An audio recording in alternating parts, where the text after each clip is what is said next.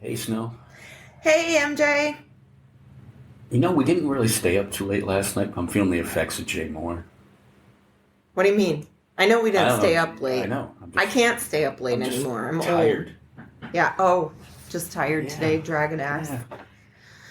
I'm not, probably because I'm so nervous for the game today. Oh, yeah. So I'm like, I have high anxiety right now. It is much easier when you don't have a horse in the race. Just kind of just sit back and go, well. I know. That's why I'm trying to drink this beer to like mellow myself down, but it hasn't worked yet. And we have a guest. We have a Shelly. guest Hello, today. hi. Hey, I've been trying to get Shelly on this podcast for like a year and a half. Literally.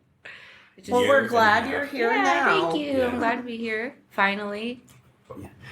We'll get to that in a second, though. But on the Jay Mohr, boy, I didn't recognize him when he came out on stage. I know. The first thing he said was, I know I look like Jay Mohr ate Jay Mohr.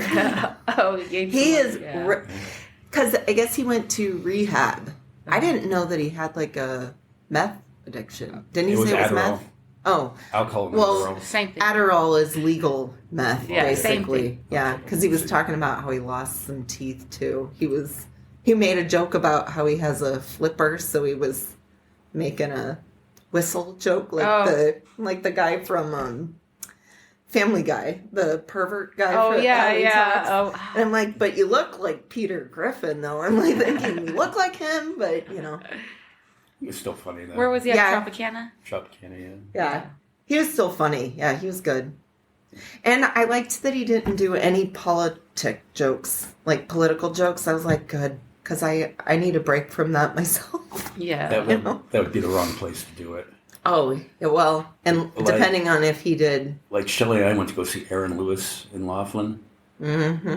And, I mean, his music's good, but, again, when he speaks in between songs, I sort of get why people tell Bruce Springsteen just shut up and play. To a point. But between every song, it was like, fuck Joe Biden. Yeah, it was like a rally, Every not a song. concert. And you're like, I didn't come here for that. Right. Like, yeah. well, I've gotten irritated with like no effects because Fat Mike has a bad habit of talking between it, and I'm like, okay, if I would have known I was going to like Henry Rollins' spoken word like show, I would know that I'm here to listen to you talk. But you're supposed to be playing music. Right. Yeah. It's a concert. Yeah. Yeah. Shut up and play. Yeah. Shut up and play. Yeah, so, we never got back on to talk about the Reiki podcast with Michelle. Reiki. Reiki. That was amazing, by the way. Reiki. I know. I was into it. I got emotional parts. I really resonated with her, like her story. And now I'm like, I want to get into that stuff. I feel like that's something should. that would be for me. So Yeah, you should. Because I don't know if we have many Reiki healers up here. There's a couple that I've heard of. A couple of my friends go to them, but that's not a lot for the amount of people in the town. So yeah, I'm going to go. I'm like right after this episode, it reminded me that I got to book my appointment because I'll be down in Phoenix in March. And so I'm going to go swing by and get yes. I want to experience like a whole session. Me with too. her. When I do mine, I'm gonna do that too, the long one. I'm going to do the hour one. Yeah. Yes, we left you some paperwork from Yeah, Michelle. cool. Thank you. Yes. So thanks again, Michelle. Yes, and thank you. What was her friend's name? Emil. Okay. Emil. Yes. Yeah. Emil. Yeah. Yes. A big thanks to them again. Yeah, and Snow got the book that Emil recommended. Yeah, I haven't started reading it yet. It just came. Ask and It's Given. Learn to Manifest Your Desires by Esther and Jerry Hicks, which you can find on Amazon. That's where I got mine, because it's just easier. Not that I am an Amazon fan. I'll have to read it after you Yeah. done with it. Yeah. I mean, and so the one thing that was kind of just weird, and I have an open mind about everything, but it wasn't what happened on the podcast. The episode was great, but it was what happened after we finished the podcast, and like we always do, we sit around and shoot the shit and stuff like that. And I think you described it best when somehow she said, has somebody's lost their dad lately? And I was like, yeah, that would be me. And she did this thing where she like looked over her shoulder. I happened to be looking at her right when she did it. Like she was sitting where you're sitting, and she kind of like she goes and she's like yes, because she said that a lot of times that's what they do. They just interrupt her. Like they don't really. I mean, they've got something to say, you know. So they're like, pay attention to us. We don't care if you're talking, you know. Right. Yeah, and she had said like that I had something unresolved with my father when he passed away, which is true. 100% true. Yeah, and he said he just wants to let you know he's sorry, and I'm like, just like frozen, just like right, like what? What? I was waiting for him to like start crying or something, because I'm like, I probably would have. My if God. I was here, I probably would have cried for you, just like. Well. Yeah, that's intense. I was probably like grabbing the table and right? you were like, don't cry. Right. I don't know if I'm emotional or weirded out totally, like mind blown. It was a little bit both. Yeah. Because I'm like, okay, well, sometimes people can say something generic, you know, and go, okay, you know, like astrology. Yeah, like he's with you and you're good, you know, but something like that. Like, it was just like specific. Wow. Very specific. Yeah. So, how did it affect you on that, listening to that? Well, because I used to, you know that Tyler Henry dude? Have you ever watched him on TV? He's like a medium like that too. Okay. Like a lot of people go in and see him, and you always wonder, like, because it's how accurate it is, because it's used to be on ETV, I think. You know, so you don't know if stuff's just done for a show and all that, but I don't know. I feel like you guys saw a lot of that's legit, and I didn't know she was able to do that too, because that's a whole other gift, I think. Yeah, that's something else. And so I was over there feeling for you, and I knew some of the stuff that she was saying, like, because I know you personally. So, and I was like, oh, that is like about him, like some of the stuff about how you overthink and all that. And I'm like, that's legit, you know. But a lot of the stuff she said, that's the stuff I'm into, all the growth, the healing. She talked about a lot. There was a lot going on in that episode, but I was so in tune with it. But I resonated with all of it. I was like, this is legit. Mm-hmm. And like her body dysmorphia, same thing with me. I used to be big, like over like 100 pounds more than what I am now. Oh, wow. Yeah, so that was part of my journey. But it's all tied in, you know, like how you look on the outside would reflect how you're feeling on the inside too, as well. Like working out and all that and taking care of your body. That's because you want to take care of yourself in all ways. And then let's see, what else did she talk about? That, the Reiki, there was something else she talked about too. Oh, all the traumas and stuff from her past relationships and that too. I'm like, I feel all of that so much. And the people pleasing, like the nice people, we know that, you know. So it was good. Like I cried like 3 times during it. Oh, just because that's how much I feel like I'm like an empath like she was. So when you feel something like to that deep, resonating, like tears can sometimes just start coming out. Oh, wow. So it was, I was over there like crying and listening. I had to stop. I paused it one time just to message MJ and tell him like, hey, like I'm really digging this episode. I'm crying, but it's okay. It's not like it's a bad cry. Right. It's just a lot of the time, sometimes your body wants to release something, or if it really feels something. It's like that strumming my pain. Like she's reading from your diary, you know? Yeah, I feel this part. Yeah. It was really cool. Yeah, we got like a positive reaction from that episode on it. You know, listeners and just even downloads.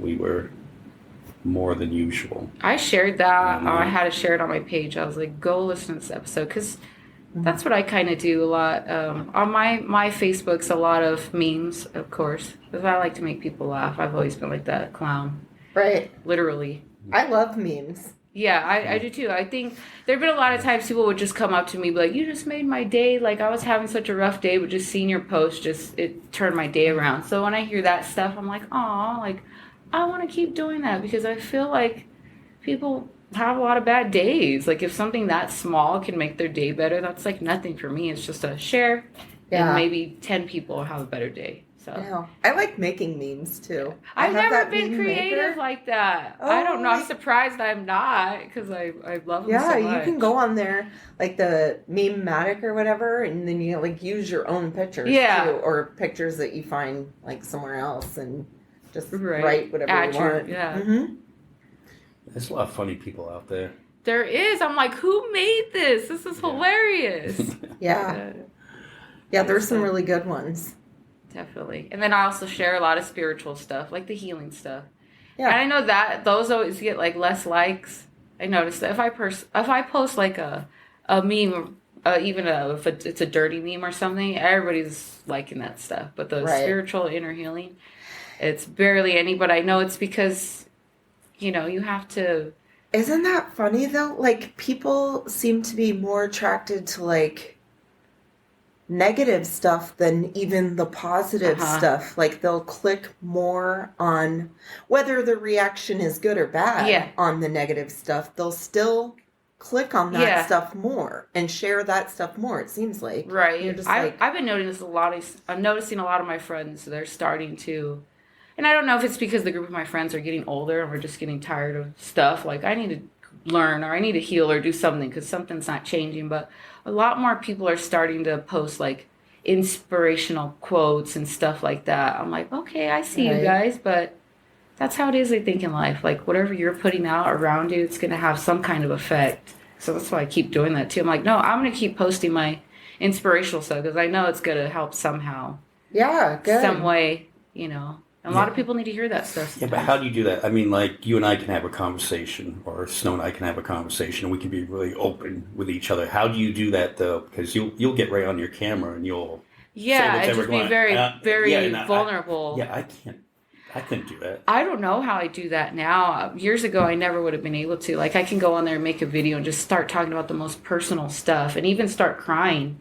But that's the thing, though, too, is to let people see the vulnerable sides of you.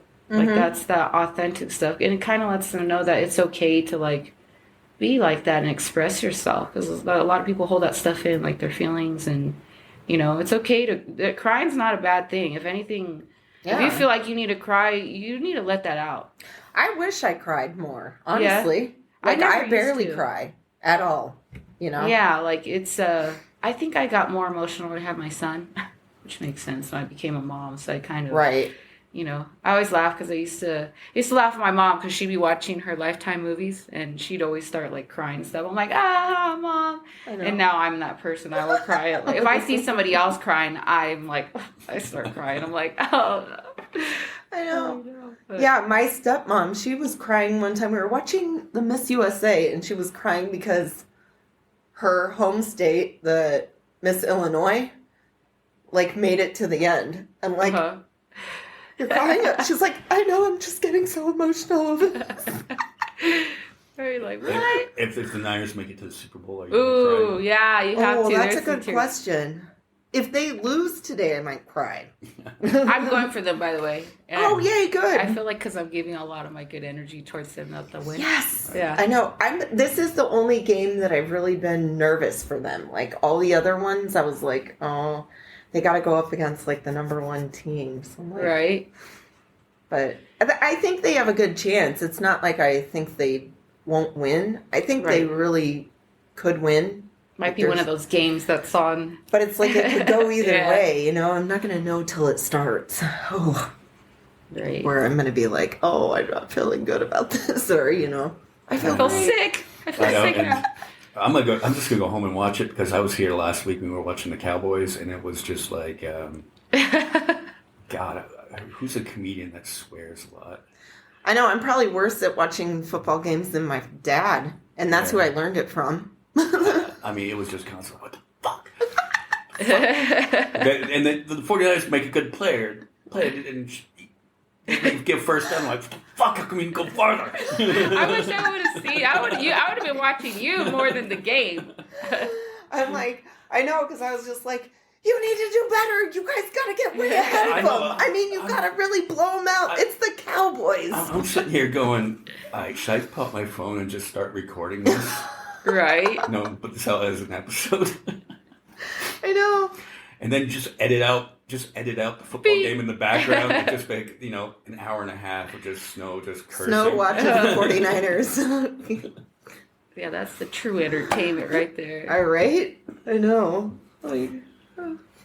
Oh, shit. All right, so what else is going on? Hey, what's up with Korn?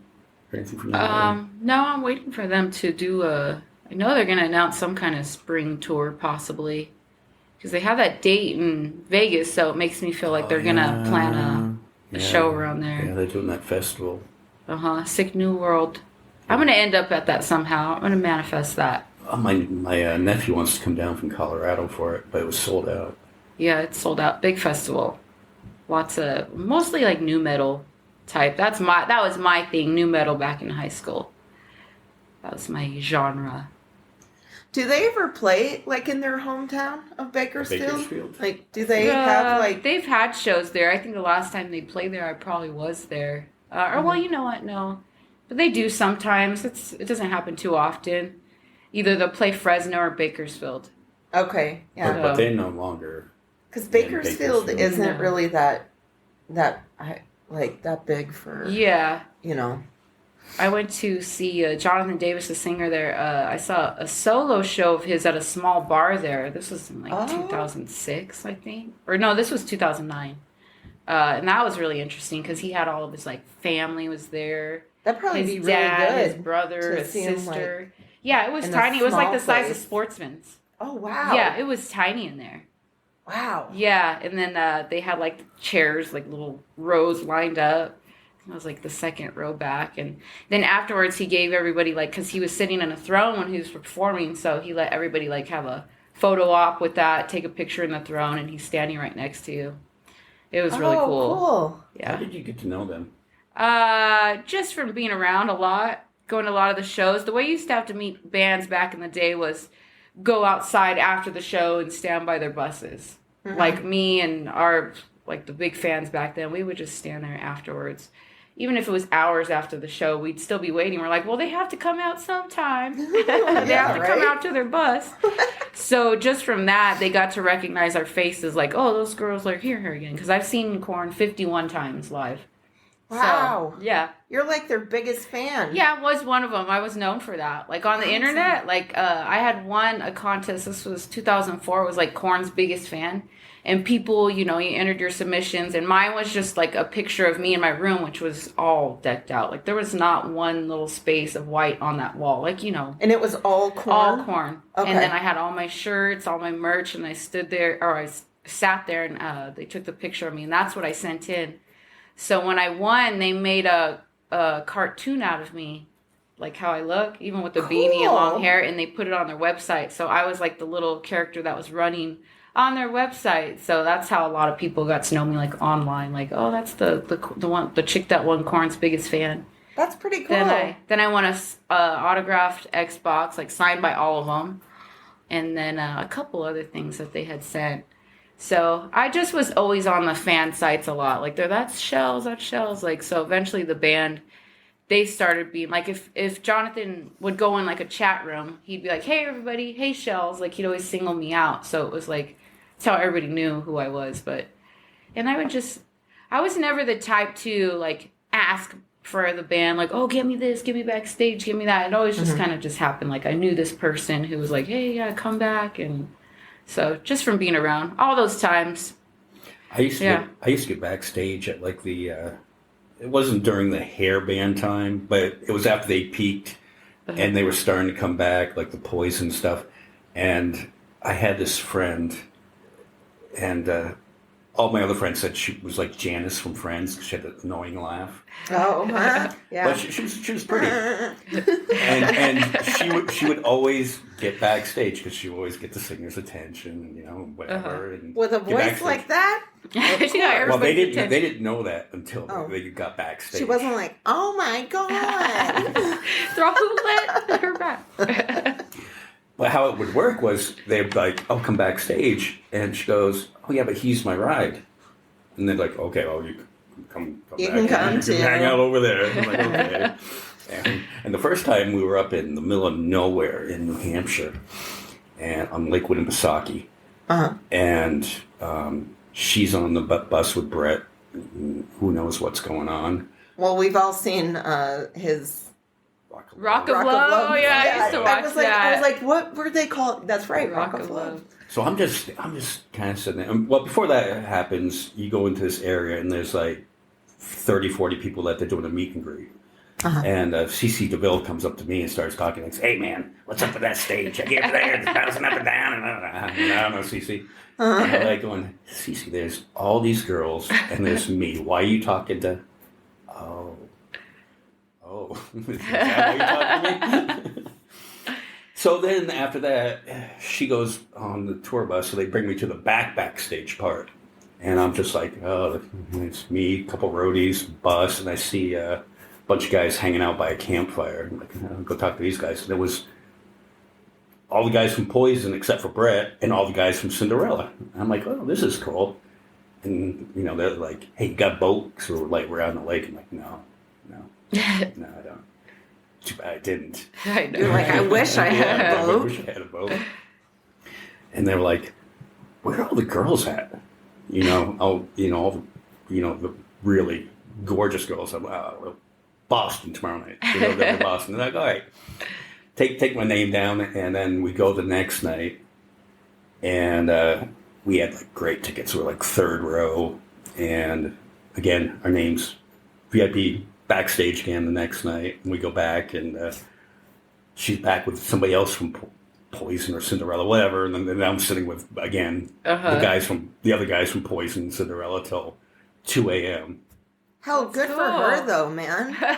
She's got something to tell the grandkids someday. I know. And we left, they're like, you're VIP on the tour, whatever show you want to go to. And like, all right, we're going to be on tour with Poison this summer. That's awesome. How cool, though. Yeah, that was one thing I would never do. Anything for backstage passes like that. Right. I've had offers in the past just from being at shows like, hey, if you do this, we'll get you backstage. Like, no, I'm good on that. I love the band. I'd love to meet them, but I don't want to meet them that bad. I know. I don't think I could do that either. I'm with you. I'm like, no. In the end, I'm here for the music. I'm here to jam out. I don't. But I appreciate girls that like if that's what you want to do, then do it. Have a good time. Be safe, and it's about that. If men can do it, women should be able to do it too.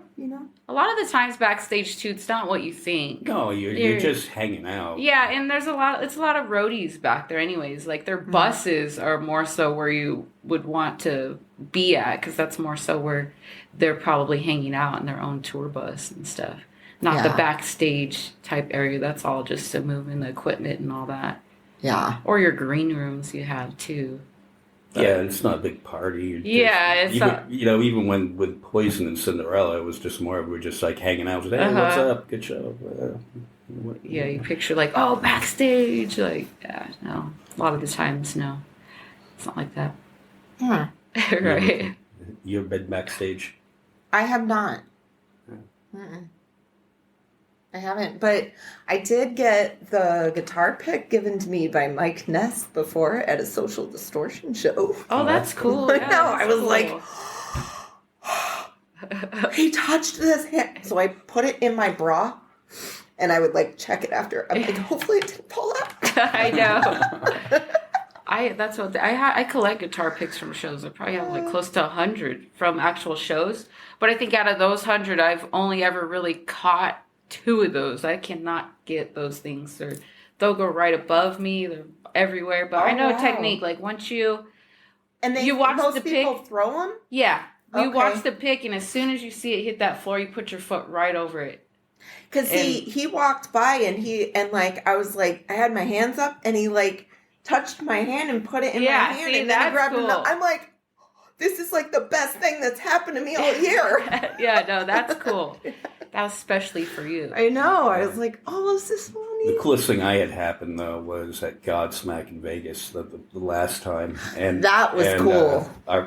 My friend made a sign for Colin to hold up. Like, this is my third show. It's my dad's 33rd show, and we're right on the side of the stage where Sully could read it.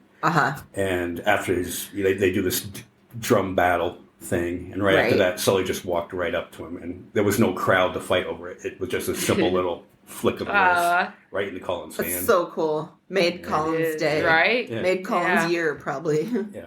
Life. Right? That's a good memory. And I was like, after 33 times, I've never got anything. You need to make a sign next time. And signs will work sometimes. You're right? Like, I'm over here. Although I did used to hang out at the same bar in Manchester, New Hampshire, when they were coming up, when they were just starting to hit. We'd hang out, and then they would always block off the upstairs section, and that's where Godsmack stayed. But then one time, Sully came down to get a drink or something like that, and he has bodyguard with him. And the bodyguard goes, no, don't say anything to him. I'm like, why? I'm just going to say hi. And Sully stopped and said hi. I was like, hey, what's up, man? Right. That was my only interaction. He's a short little guy, too. I was going to say, he's so short, too. He would definitely stand out. I would notice him really quick. Same with, like, David Draymond, too, from Disturbed. Is he short? Yeah, he's short. I was at a Rammstein concert one time, and he was in the back standing there. So I was like, oh, well. So I went up to him. He was pretty cool. Took a picture with him. But he was probably, like, my height. He's pretty short. Really? Yeah, it's crazy when you, like, think of certain people, like, up on stage and stuff. Like, you think of them as this big, I guess you could say, rock god, and they're, like, right here. I'm like, oh, that's different. Yeah, Mike Ness isn't very tall. I think he's, like, 5'7". I was like, I thought he was, like, 6 feet or something, Yeah, look it up. Right? So. Yeah. I think Sully wears like platform boots though. Like the Kiss boots? Not quite that ridiculous. He's got a couple inches on there. Little platform. Shit. So what's the other thing going on? Snow and I were talking about like internet dating.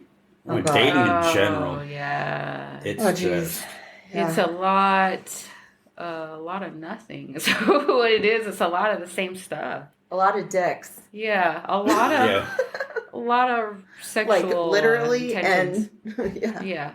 No, I signed up at the beginning of the year for some apps. I hadn't been on any dating apps since like 2008, so that was a long time ago. Oh yeah. You know what made me want to sign up for the apps is because I was watching that show Love Is Blind on Netflix. That's the one where they have two people, they're divided. They can't see each other. Oh, okay. And that's the one where all they can do is talk to each other. And if they decide they're like really vibing and stuff, the dude or the woman can propose. And then they leave the place, and I think it's in 10 days they decide if they're really going to get married. I think they even go live together for, I don't know the amount of time. 10 days seems really short, obviously, but they go, but yeah, they decide if they're going to get married. But that's how Love Is Blind. They can't see each other. So even when they're living together? Oh, then they can see each other. Yeah. Okay. So do they keep them like divided? No, they'll propose, and then they meet each other, and then they all go like to a vacation spot, and they share a room for however long, and then they actually go live together for like, maybe it's in a month actually that they have to decide, because 10 days you can't do all that within. Right. Well, even 90-day fiance. I was going to say they even give you 90 days on that one. So I was watching that show. I got into it for like a minute, but then I'm just like... I liked the concept of it though, because I'm like, well, yeah, that's really connecting with the person, not seeing them. And it seems like that most of them, some of them I guess work out, but it seems like most of them, it's a situation about like citizenship. To me, like that's what it seems like. They want to come to America or whatnot, which I mean, well, who can blame them? Like some of the countries that they're coming from, they're like, I want to go there instead, better opportunities. But yeah, it's crazy. Yeah, like, no, but like I said, I like the concept of it because you're connecting with somebody with. It's not about physical. It's like, do we actually share? Can we have conversations? Like, how do we really vibe like that? So I like that concept. But just watching that show, I'm like, well, what if all the stuff that I've been doing, like, isn't working? like how I'm meeting people. Maybe I'll try something different, because somebody on the show was talking about that. They're like, I never thought I would have signed up for something like this, but nothing else was working, so why not try something different? So I was like, maybe I'll go back and sign up on the dating apps. And so I think I signed up on Tinder and what's the other one? Plenty of Fish. Okay. And within I think I was on there 3 weeks, and I had like 300 messages.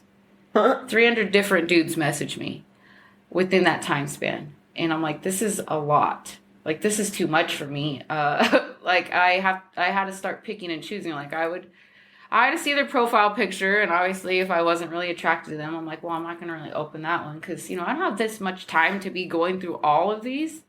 No. But the ones that I did go through, like, I got asked out on like 10 dates by that weekend. And I told all of them no, because I'm like, I'd still like to get to know you a little bit better before I decide to meet up with you. I go, and plus, like, understand that I just signed up for these and I'm getting hit up a lot. There's like, I'm getting confused on who's who. Like, were you the one that was, are you the one that worked at this place? Like, it's a lot. Well, yeah, it's hard to keep track of if you're getting that many messages. Yeah, so the ones that I would agree to meeting up with were the ones that did stand out. The ones that actually we had long conversations to where I remembered them. So I think I went on a couple dates, and, those, one of them went well, and actually we're still friends. He's a cool dude. But the other one, we met up at a show downtown, and I told him, I was like, I know a lot of people here in town, so I might be mingling, because if somebody says hi, I'll stop and talk to them for a second. But he was newer to town, so I didn't want to make him feel like I was leaving him, right, by himself. But I would go over and I'm like, are you good? I'm like, this is so-and-so, like trying to introduce him to people and all that. Anyways, he had to leave early, so I told him, I was like, well, text me when you get home, because that's just the kind of person I am. You made it home safe. And I didn't hear from him after that, and I didn't think anything of it. And then the next morning comes, and I don't hear from him. And usually he was saying good morning every morning. We have been talking for like a couple weeks. Right. We even talked on the phone, which I don't really give a lot of people my time on the phone. Like, if I do, that means like I find you interesting or I'm intrigued. So I didn't hear from him, so I was like, oh, well, I'm guessing last night didn't go good for him then. And I told one of my friends that. She's like, well, maybe something happened. I'm like, you know what? You're right. Maybe something did. Maybe I will hit him up, make sure he's okay. And he's like, yeah, I really wish I wouldn't have went out last night. He's like, it didn't feel good to be left alone. And I'm like, I told you beforehand that I didn't want that to happen. I go, I invited you there because I figured you liked that kind of music. And, I'm trying to help you out and get to know that scene and stuff. So, but honestly, it's like probably good that he said that, because it's like, dude, you are coming across as very needy. Exactly. I saw that. And extreme needy. Yeah, like you needed me, right? And I tried too. Like, I kept going up to him. You need me to sit there and pat your hand for you? Like, and so he's like, it's a little creepy. I go, okay. I'm like, oh, I'm sorry you felt that way. I didn't mean to. That's what I told you beforehand, that I was going to be like talking to some friends, so you knew.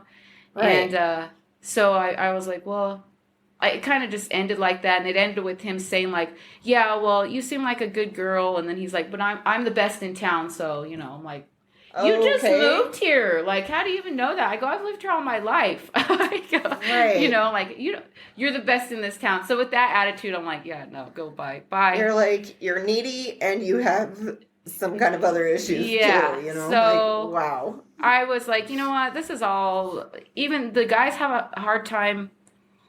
I wouldn't say it's ghosting, but they would be like, hey, let's meet up. And then I just don't hear from them ever till like 3 weeks or 2 months down the line. And I'm like, how are we supposed to meet up if you're not being clear? Like, where are we going to meet? What works best for both of us? And also, haven't you noticed that like a lot of them will put that like in their profile too? I don't want to spend all my time texting. Eventually we're going to have to meet up. But then they do the same thing. I'm like, do you not see this? That you are doing the same thing you complain about? Well, I had a girl recently. It was in a couple weeks, and she would be like, well, when are we going to get together? Or are we just not vibing? And I was just like, okay, well, let's do this next week. And I gave her, and I didn't hear from her. She didn't respond to that text. See? A couple days later, she goes, well, I guess this isn't working out because I didn't hear from you. And I was just like, you didn't respond to my last text. Right? So I just the communication. assumed. The communication is just not, and I'm a believer, and there's going to be a lot of people that don't see how I see, especially men, but I'm more of like a man pursuing a woman. Because think about it. Look what I was going through. I had 300 men being thrown at me. These men don't have 300 chicks being thrown at them. No, it's like the men are thirsty. Yeah. So if you got to really go for what you want, like I can't sit here and be the one to be going after all these guys. You're like, dude, you're making it to where I get to be the one who's picky and choosy because you're the one sitting there. I'm being bombarded. Yeah. Clearly, I can't meet up with all 300 of you. Right. Exactly. I mean, yeah. I also work too. Yeah, you have to like stand down and really put the effort in, and that's the thing. Effort isn't much of a thing anymore. Like it just very dies out. But I was thinking about this last night, which I'm glad this actually came to my mind, because it's like people probably feel they don't need to put in the effort, and it goes into what you guys were talking on the other episode. Like everything's right there in your hand. Oh well, it didn't work out with this chick, but there's hundreds of thousands of other options right here in my hand I could just look at like that.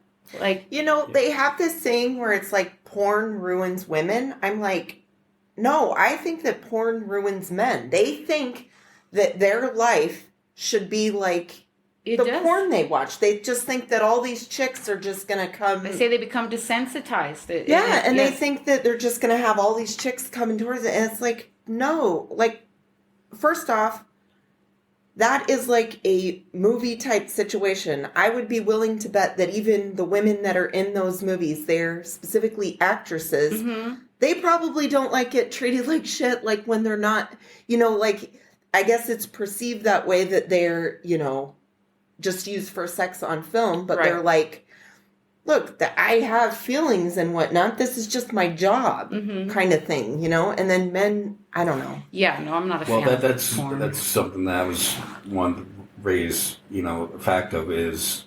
Because they throw their dicks out there. Yeah. That's why I'm like the porn connection. Yeah, that's why I think about that, See why we do this podcast so good? She hit on exactly where you wanted to go? Yeah. And I guess I've only had that situation a couple times where somebody that I haven't met starts sending me pictures. But what is up with that behavior? Like, why would you put that out there? I mean, how many times has that actually worked? Because obviously it must work. It's got to work if they keep doing it. Yeah, I think it's like who's going to take the bait, and that's how it is. It's like everything's so sexualized. So a chick's probably going to feel like, oh, well, if I send him my pictures first, then I'm going to get his attention, or maybe the guys like that too. Well, look what I got. Like, that's how they're thinking. It's very physical, sexual. Like, why aren't you guys talking, having some deep conversations about other stuff? Why do you have to show off that part of yourself? Because it's the outside appearance is what... It's like they've got 12-year-old mentality. I kind of want to go, look, all of us are interested in sex, but that shouldn't be like the go-to. Like, that shouldn't be like, I got to know about like the fucking part first off. And I'm like there have been times on those dating apps where I'm like, I work out, I'm gym. Oh, well, you must have a nice body then and all that. I'm like, why didn't you think about that? I actually take care of my health part. Like, they automatically shifts to the sexual stuff and all that. Like, let me see you in your gym clothes. I'm like, I don't wear them tight gym clothes, buddy. I wear loose clothes, Like, why does it go to that? It just goes to that spot because it's all the social media stuff. It's a person that's dressed in probably nothing is going to get way more likes than somebody that's super talented over there with their art and all that stuff. And that's the sad part about it. And I think that's such a huge disconnect. So on these dating apps, they're in that, visual thing. So let me send you this. This is what's going to get the person. And it's so twisted. And I don't think it's going to get any better at all. Well, Snow, what's your reaction when you get the dick pic? Okay, when I get dick pics, when these guys try to act all sly too. They're like, can I send you a picture? A picture, like a picture. And I'm like, finally, I'm just like, oh, here. First thought in my head is, oh, here we go again. I'm like, yeah, sure, go ahead and send the picture. And then automatically I'm thinking, I'm like, and this is true, I have never met any of them who have ever sent me their dick pics. I have never gone and actually met them after that. Right. Like, I'll usually always make up the excuse, oh, I met somebody else and it's kind of working out with them. When it's a total lie, but I'm like, I got to do something to get rid of them because I'm like, I don't want to see your dick before I meet you in person. That's backwards. I don't want That's what I'm saying. It's all backwards. Yeah, but no. But the solution is the next time is just send a picture. I met somebody else, and you send her the Marky Mark Dirk Diggler pic. Yeah. Go online and find a really good. I met someone else. Find something really impressive. This is what you're competing with, so don't. That'd be a good way to say it. This is what you're competing right? with. If it beats this, send the picture. And then we can talk. And, of course, then they'll probably go on and find a fake one, right? too. Yeah, no. Well, yeah, and that's another thing, guys. Why don't guys do that? Why don't they just send like the most impressive picture they can find? I know. Some probably do. They already complain about how, all of them will put in their thing, if you don't look like your pictures, you owe me drinks all night or some shit like that, right? I'm like, do you know how many of you guys don't necessarily look like your pictures when I've gone on a date with you, Yeah. That's why we meet up, man.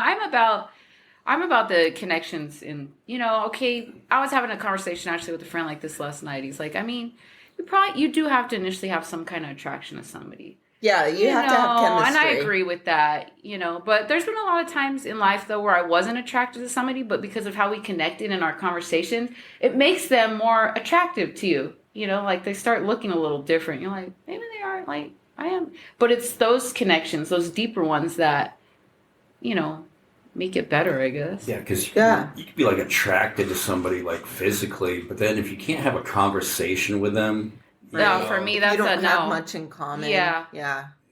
I'm big on my number one thing is humor. Like if they're not making me laugh, I'm just like I can't do it. Like they gotta be funny. When I picture spending the rest of my life with somebody, we're gonna be laughing. We're gonna be having a good time in this life. I'm not gonna be the only entertainment here. You have here. to make it through. Yeah, we're life. gonna have to. And going through like heavy, deep stuff. Like I'm one of those people that I'll crack a joke even in the most darkest times. Me and too. I'm probably gonna need somebody like that to pick us, pick me back up. Humor totally heals. I mean, it's part of. I think it's one of the things. Laughter is the best medicine. Yeah, it is. That's how it is for me. So if you can make jokes about a terrible situation, right? And there's people who think like they come down on comedians saying, the whole cancel stuff lately, right. And you're just like, dude, but you don't. What some of you don't understand is that's the way that some people work through. Exactly. Traumatic thing. I've had really traumatic things happen to me, and I'm like, the only way I could get past it was finding something funny. Making a joke about it. Yeah. Right. And when I feel bad, in Shelly's experience, like I'll be down about something, we'll start texting back and forth, but I always seem to find a way, like I can still throw a joke in there. I know. Yeah. I know. That's how I am too, because it's, it's rough. Yeah. Definitely. But yeah, humor is a big thing for me, and the conversations and just how they think. I like to go, like if I'm on a date or I'm dating somebody, I like to take them out, and if they are a drinker, I like to see how they get when they're drinking. I pay attention. I pay attention to so much stuff. I'm always taking notes. Like there with no I'm like, I know, right? I'm like, okay, check, yeah. Check. Like, can he handle alcohol? Because for me, I've dated a dude who passed out in the bar. We had to drag him out. I'm like, see that? I'm not a babysitter. Like, you got to know how to handle your stuff. And acting like that in public, that's passing embarrassing. Out in a bar Yeah, he fell asleep. Like, the server came up to us. She's like, hey, that guy you guys to are leave. with. Yeah, you guys need to get him out of here. And I'm like, you're not allowed to sleep in a bar. That's why we don't have beds in here. Okay? Yeah, so to see, like, how they are, like, how they control themselves, especially while drinking, because that's, different behaviors can definitely come out like that, Yeah. So I pay attention to so much stuff. A lot of people say I'm very picky and high standards, but I'm going to stay here. So like, what? You should be. I don't want to drop to meet somebody. Like, plus you're like, I don't want to. If I end up with somebody, the goal is to like not get a divorce. Right. If you decided that you wanted to get married, you're like, I don't want to have to break up. That's later. why taking the time to get to know somebody. Right. That's a huge problem. Like, it's just people jump from this to that to that. It's to fill in those voids. They can't handle being by themselves, or they need the constant attention. And I'm like, no, you need to take the time to really get to know somebody, because when people get together these days, it's like, then you're trying to change somebody. It's like, you can't change somebody. They'll that change never on their own. works. Yeah, so if you knew them works. beforehand and took that time, you would have saw that about them, and you wouldn't probably got with them. One with, the mutual friend that we have that moved out of town. Mm-hmm. There was one night that I'd gone up to Fall Out Boy with my kids up in Vegas, and the girl I was seeing at the time was down at the Black Bridge, and she got hammered to the point where the bartender's like, she lived it downtown within walking distance, and one of my good friends walked her home. But that was embarrassing for me the next time I went to Black Bridge. Hey, sorry about that your incident. girlfriend. On one. You're like, I don't want to be like, I don't want people coming to me and talking it like, I come out to have a good time. Like, and usually if people are like that, there's got to be some kind of pattern, or there's something going on there that, they're drinking like that. No. Well, Jay Mohr made one of the funniest bits he did last night was when he was just like, oh, there's a lot of couples here. I love seeing all the couples. And he was just like, but you're going to break up. That's the thing. Like, that's why they don't last. It's not the old school stuff anymore. Like, it's just instant. Like, and people have so many, like, it's the social media stuff. It's the texting. It's all of that. We see somebody online. Well, why aren't they texting me? Like, it starts making you feel all, like, anxious. Like, am I not good enough for them? I guess I'm not that important because they're online, but they're not talking to me. And, and I've done that too. A lot on the social media stuff too. They need to like limit their time on there. Yeah, because you get into stuff like that. Because some people are on there like all hours of the day, and then that can mess with your mind. I used to be bad on that too. Like, I've cut down a lot. I'm still on there a lot, but not like I was. And lately, I just find myself like, I'll go on there, post what I want. I'm like, I don't really feel like being on here. I could be doing something else, so I'm gonna go do that. Bill Maher's right when he calls it. He's like, Facebook should be called time suck. Yeah, it definitely is. True. You just sit there scrolling. Like, it's already been an hour. Like, I lost an hour just endless. Right, and you think about like when you get that little thing on. I think it's on Sunday mornings. How much screen time? I won't even look at that. Yeah, I think that'll ruin my whole week. You don't want to look at that. Yeah, no, like I was on the phone for how long? I was actually thinking about taking a break this upcoming week. Just not deactivating my account, but I'll do that from time to time. Uninstall it and not go on for a week, and you do. I feel like you do reconnect more with yourself, and I get like much more energy and stuff. I got rid of it completely when the whistleblower came out. Oh yeah, and talking about how Facebook purposely likes all the fighting and whatnot, and I was like, you know what? I see myself doing that. I'm being part of the problem too. I'm like, and I don't want to fight with people. Like, it's stupid to not like somebody because of they see things a little bit different than I do. That's dumb. I'm like, especially when I know for a fact that we could discuss food and be totally fine. You're right. Right. Yeah. Well, that's another thing about the dating. I always change the subject to food when I start feeling, when people start going down, because I've already made a rule with myself. I'm like, I won't talk politics with people that I really, really, really don't agree with. Right. I mean, if it's somewhat okay, then you can kind of have civil conversations. But if you know for a fact you can't, I'm like, once they start talking it, I'm just like, so tell me what's the best meal you've ever ate. Like, just change the subject. Yeah. I'm like, oh. Well, I mean, that's it on the dating apps too. Is I would never date somebody that's behind this party or behind this party. I think you're kind of really limiting yourself. Yeah, some of it though, I do agree that you shouldn't limit yourself like about that. Like, but when you have someone on there, this happened to me quite a while ago, but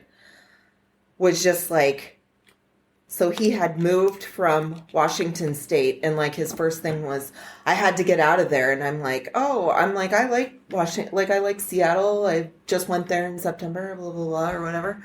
And he's like, well, I had to get, it's just no one knows what bathroom they're supposed to. And I'm like, all right, this I cannot do. I'm like, because you are just hate. I just see hate coming from you. That's all I see. You Worry know? about what bathroom you're going into, do your thing, and that's it. Like, why is that?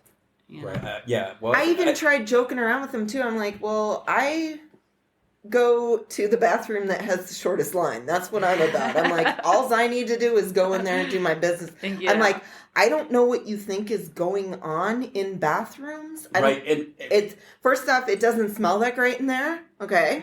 Like, I don't know what you think is happening in there. Yeah, and when you're at a concert, you know, and we're talking about these big concerts, and like the men's line isn't that long, but the women's line is long. And, I will go in the men's. Yeah, and the girls come in. Nobody has a problem with it at that point. Everybody's like, The men are all welcome. The men are all cool. They're like, hey, let her go to the bathroom, you know, go use the stall. We'll make sure, we'll keep an eye out, you know. I've always been welcomed in there. Right. You know. Definitely. That's why I like a lot of because I listen to like heavy, like metal type stuff. And at those shows, it's mostly guys. So the plus about that is the girls' line is always short. And then, you know, the other thing I have, like, that, you know, to bitch about the whole bathroom thing, what the fuck do they think happens with the porta potty situation? Oh, there's men and women going in and out of those, though. I'm like, what is the problem, guys? No, right. I went to Woodstock 99. Oh, gosh. They dumped those porta potties. I cannot go into a porta potty. You're traumatized. You're traumatized. Yeah, after that one. Take me back to 99. Porta potties are disgusting. Yeah. But, I mean, if you have to go, use you it. have to go. Yeah. That probably would have been okay if they didn't dump them over and went. Well, what happened was they couldn't clean them out fast enough. Oh, so they were overflowing. So they were overflowing, and people were getting mad that they're overflowing, so they would tip them over. Like as if they would make that better. When you see the videos of the people, you know, splashing around in mud at Woodstock, it was poop. That's what it really was. Yeah. Oh, that is. Oh, I wanted to go to that so gross. bad. Maybe I'm glad I didn't. I know. I wanted to go to it too, and I'm like, now that I watched that documentary, I'm like, it's a good thing I wasn't there. How old could you have been in '99? I was 16. I was already that's the first year I saw Korn ever. Was 1999.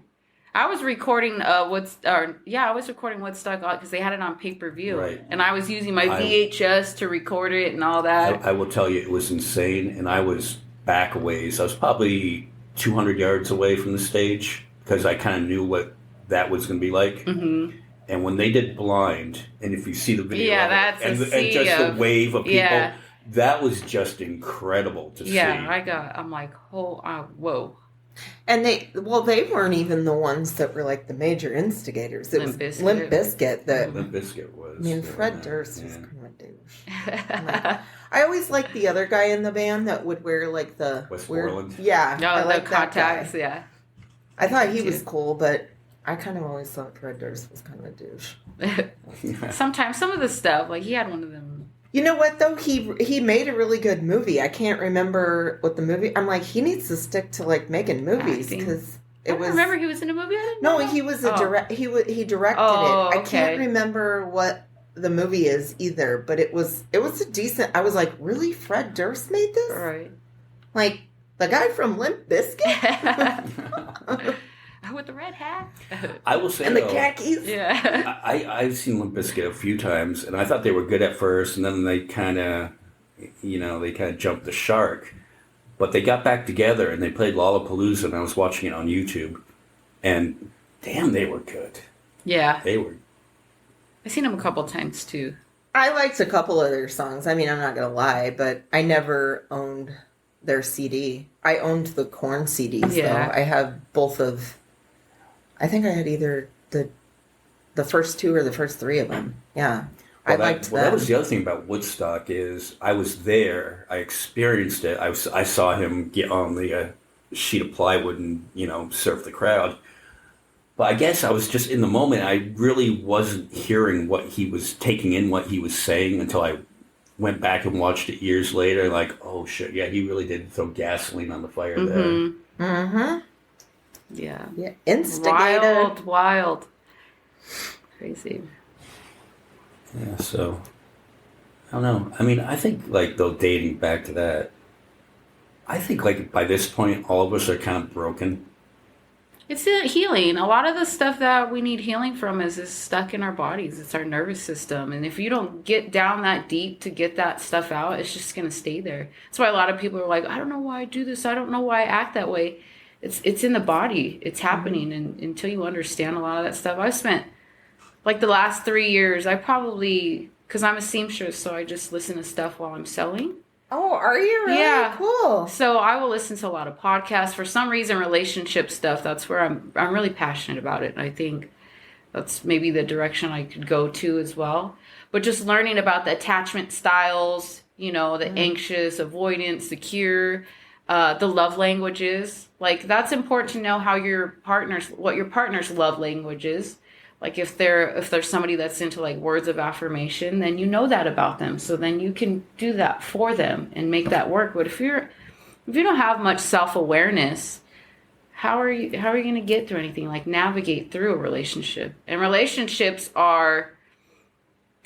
that's when your emotions are involved. That's what's going to bring up somebody's trauma. That's where you do the most work.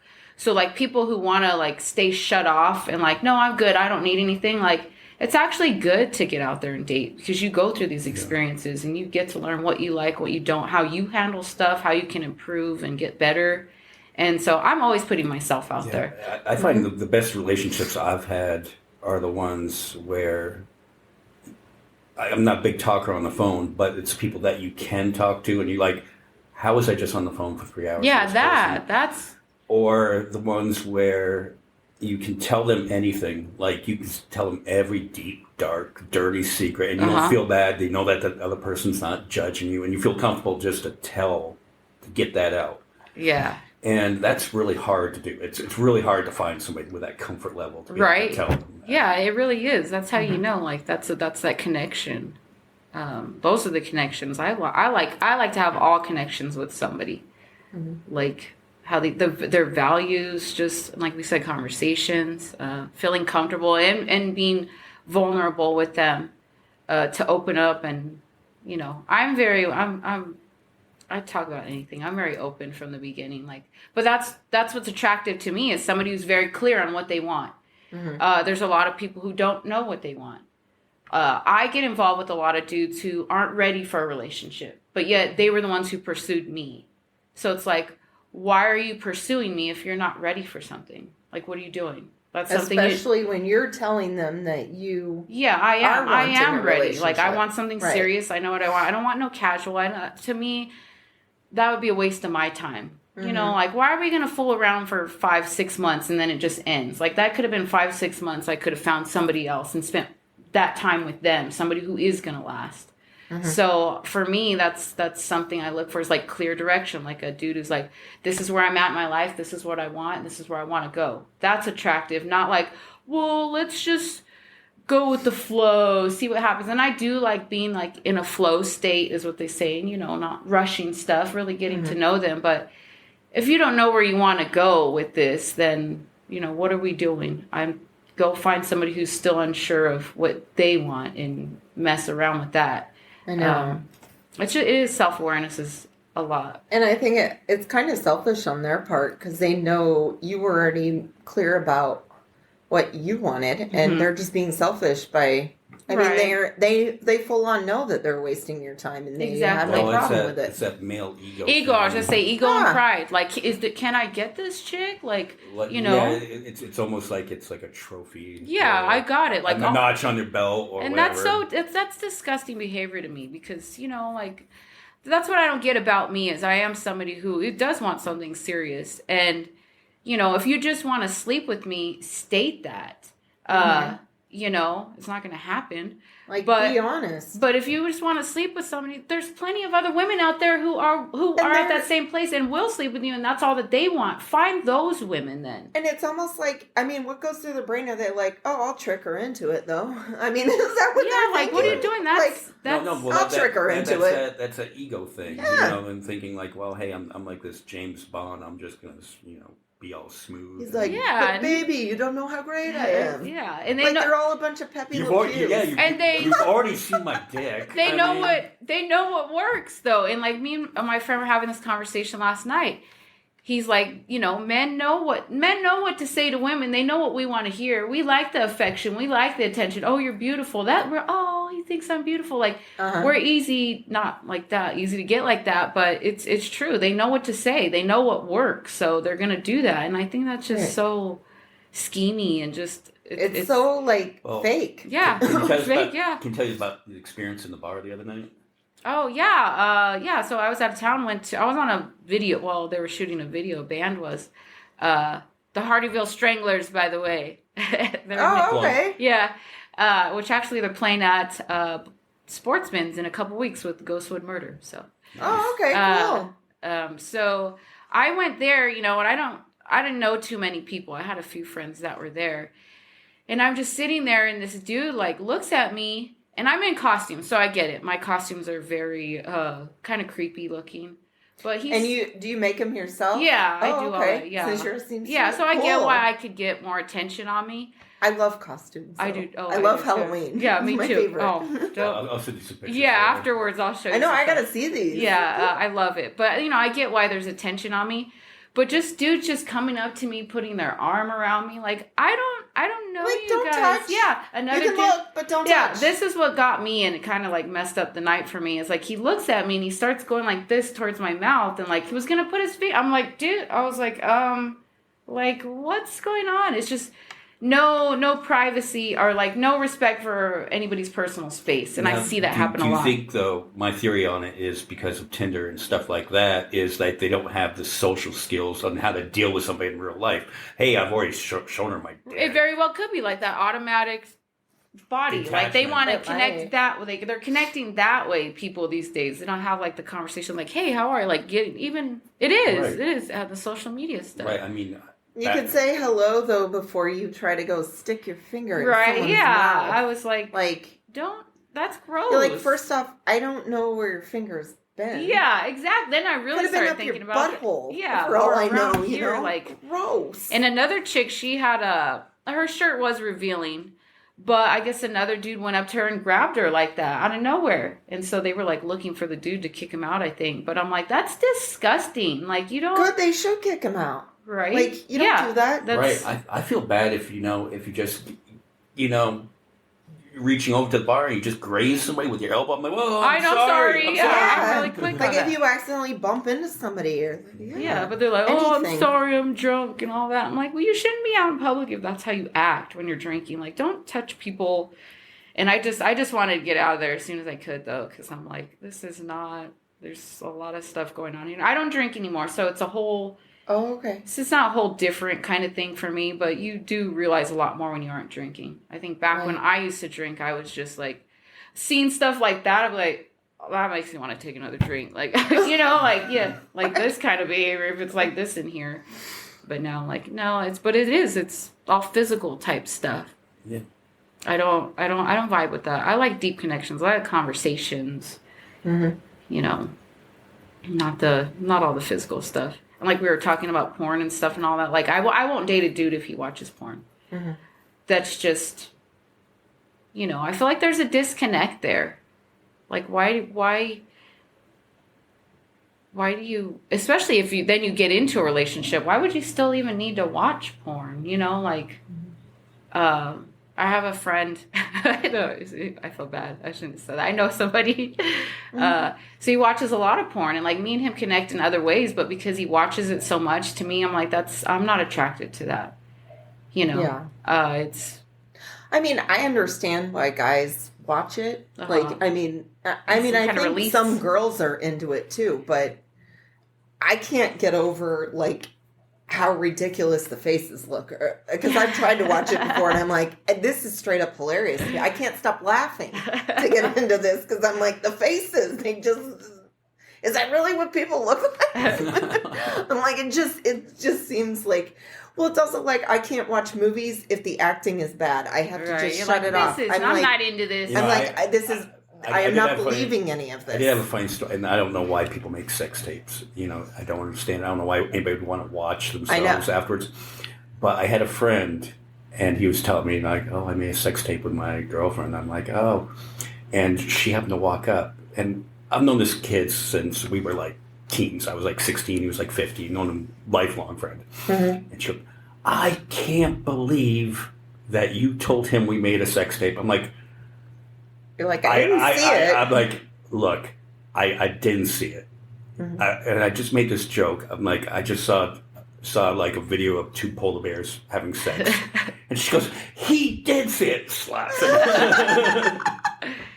I mean, that would be somebody's own thing, sex tape. I would hope it would stay private. That's why that's how I feel about like nudes and stuff like that. Like that person's going to have your picture forever. Right. Well, if they want it, if they keep it forever. Right. And what if you two don't make it? I know they're gonna show it to a ton of people. Definitely, I don't like the thought of that. Like, and people get real at the end of a relationship. That's where they say you see somebody's true colors. Like they can blast that. Like, who knows? I don't like the thought of it. Ever since I heard the interview with John Oliver and Edward Snowden, and I'm like, oh, they do see everything. They're like, because when he worked at the NSA, he's like, we see all your pictures that you send. Yeah. Like we see all that going through there.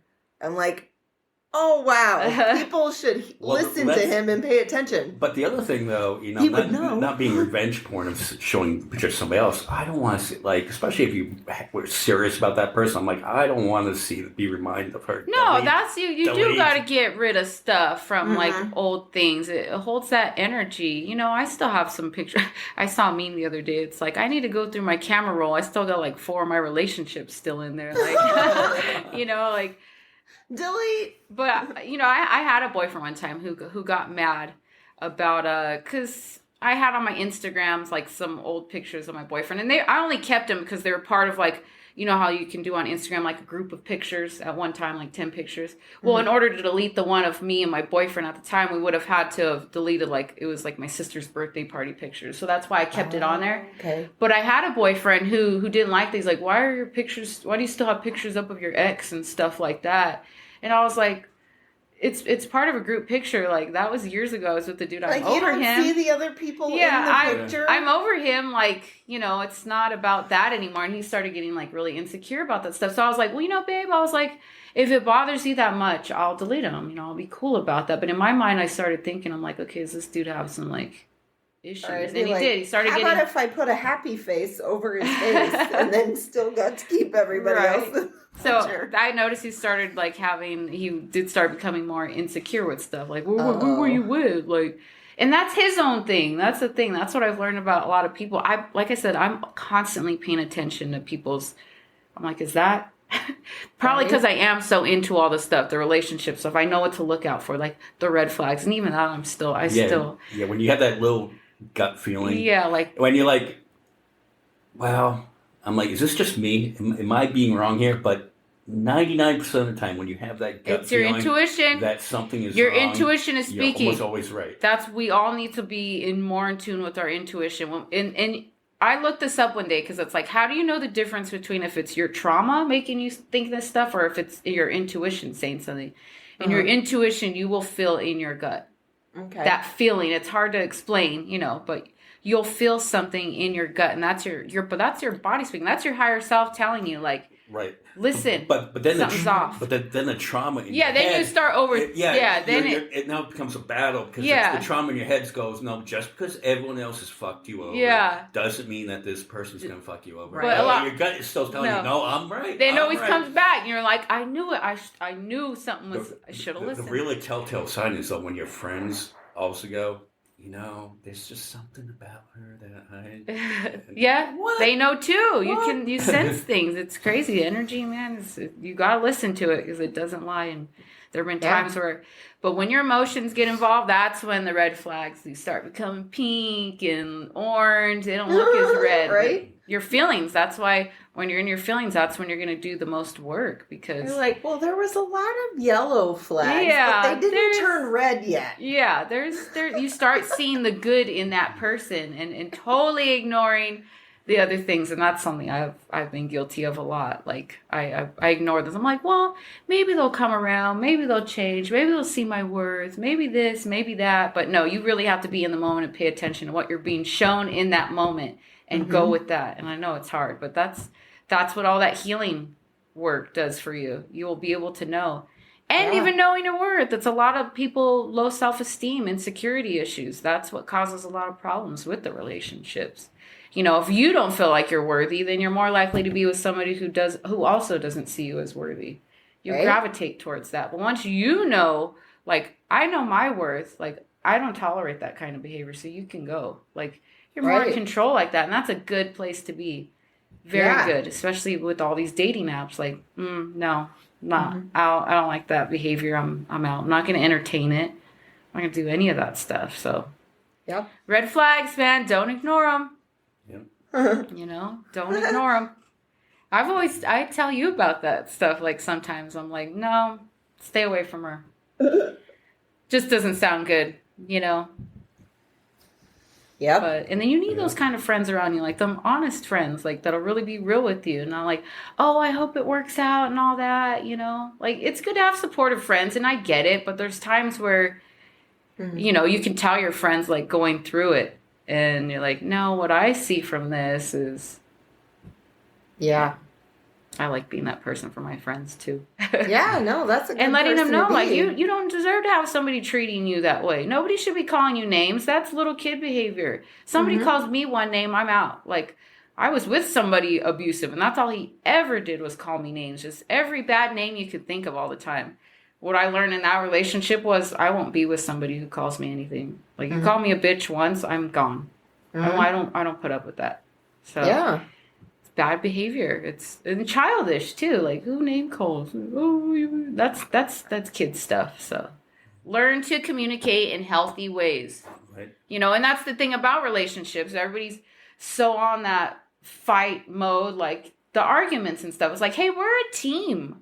We're supposed to get through this together. Why are we battling each other? Let's battle the issue and move forward from here. That's the love. Like, people are so used to their past relationships, all that baggage, and then just wanting to fight with the person they're in. Like, oh, this is a fight, so I'm gonna win. You know, that's all the ego stuff too. I mean, there was this one relationship I had, and she would just love to fight, and it was the same fight over and over again. It's just like, why are we doing this? We've had this. We've had the fight. We've had the discussion. We've had the makeup.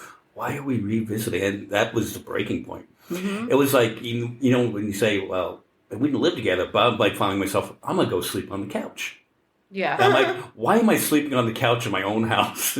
No, it's not. Nobody wants to fight. I mean, some people do, but I don't. That's a waste of time. Like, I'm trying to love. Like, that's the thing, too. Like, what I was talking about the other day, like, life's short, you guys. Like, don't waste it, like, in a situation. Like, when I get my heart broken or whatever, I automatically go into, like, okay, like, I don't like to suppress, you know, that's what a lot of people do. They'll suppress all those emotions. They'll escape, whether that's through whatever way they escape. And they don't face that stuff. Me, I'm like, no, I'm going to bring all this up to the surface. How am I really feeling?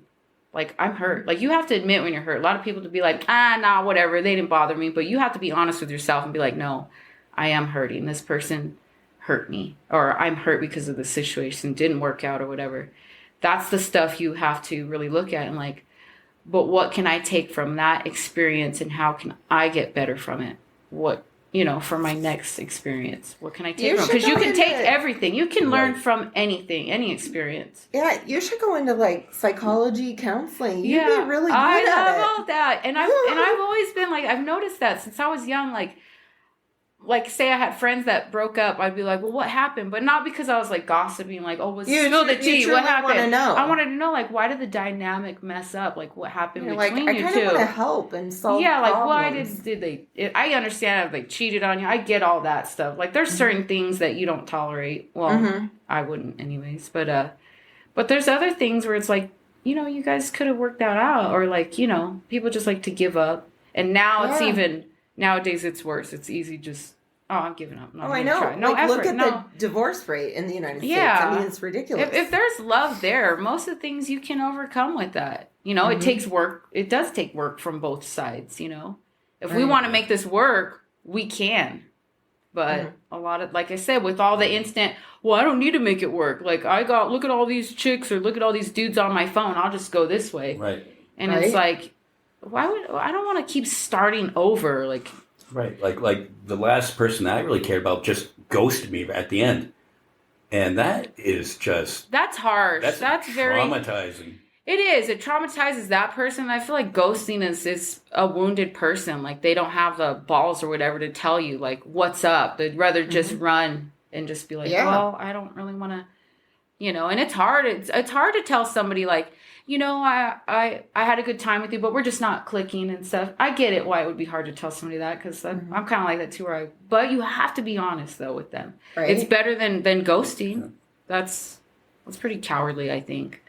Like, communicate. Like, I'm not really feeling this, I've done that to my guy friends. I have a lot of guy friends that I talk, but I know that they are genuine friends because they're still around and stuff, Right. Like being a friend, and I respect that in somebody. But yeah, no, the communication, that's what honest communication is. Plus, everything. Why wouldn't they not want to be friends with you? You have a lot of good advice to give them. That's what I said. I'm like, man, I feel bad for you because you really lost a good friend. I would have had your back. I'm supportive. I'm down. I'll root you on. I got good advice. You're really done fucked up. Getting rid of me. The thing about Shelly, though, is we've been friends for a couple years, but it took a good year for her to be like, all right, let's hang out. Yeah, like I said, my energy and time is very valuable. So if I'm going to give it to somebody, like, and then our schedule is just always, even like this, it took over a year, but every time I'd be like, okay, I can do it now, but then something else, would come up. But I feel like that happened. I feel like this happened for a reason. I've grown so much more and learned so much more in the year's time. Like a year ago, I probably wouldn't be where I was right now. So I feel like I have better things to say and bring to the podcast. Yeah, so you really did bring a lot, though. We can thank Michelle, though. Yes. I was like, oh man, like, thank you, Michelle. We're both going to be making appointments. Thank you. Yes, and I can't wait, and I want to learn about it too. I want to see like how it goes down, because I believe in all that healing. And like I said, stuff can be stuck in the body, and only certain healing, probably stuff like that, can bring that out. Because if you're not aware and you don't do like a lot of work, then.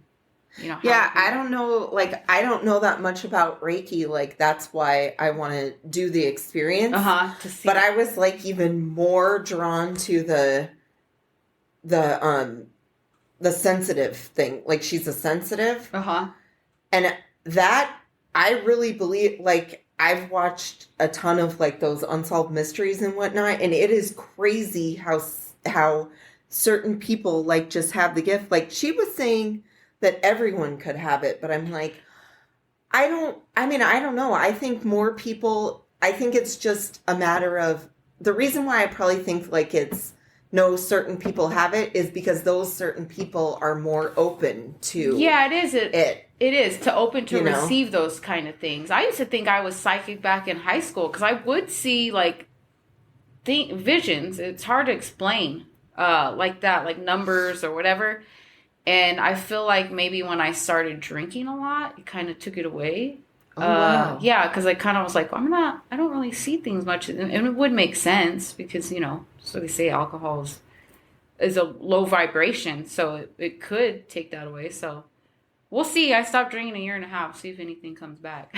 Yeah. But yeah, no, it's about being more open and in tune to that stuff. Yeah, because like there was this one unsolved mystery where it was a little girl who was like 6 and she was out playing and she went and told her mom about this guy that she was talking to. That was obviously a spirit. I mean, he had died. I can't remember if he died like in the 1800s or even before then, but she's talking about how, he only has like one hand or whatnot. So then when they did more research like on the history, this guy like got his hand cut off in one of the wars or something. And I'm like, holy cow, that is crazy. Like, she's saying she's on the swings with them.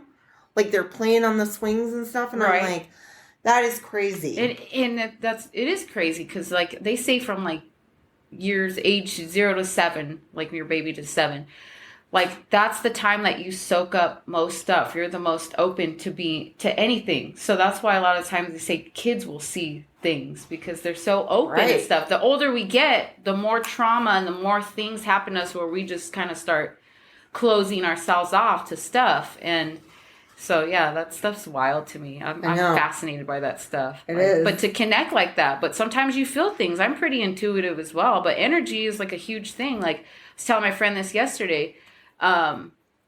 like how if somebody around you's in a bad mood, that can easily wear off on you. So that was just the energy exchange right there. That's how strong it is. So if we could pick up stuff like that, there's who knows what else, we could pick up. It's crazy. Right?